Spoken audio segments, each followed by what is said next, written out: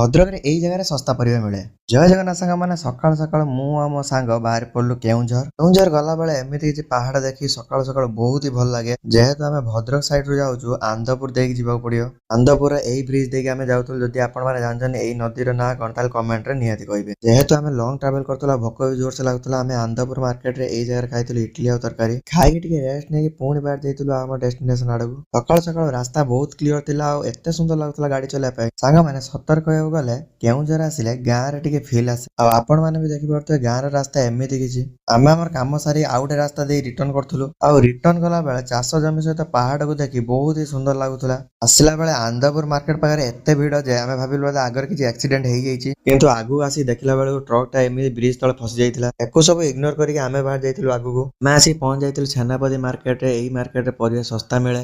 ଏଇଠି ଆମ ସହିତ ସ୍କାମ ହେଇଯାଇଥିଲା। ଜାଣିବା ପାଇଁ କମେଣ୍ଟ କରନ୍ତୁ। ଦେଖା ହବା ଆଉ ଗୋଟେ ମିନି ବ୍ଲଗ ରେ। ରଖୁଛି, ଜୟ ଜଗନ୍ନାଥ।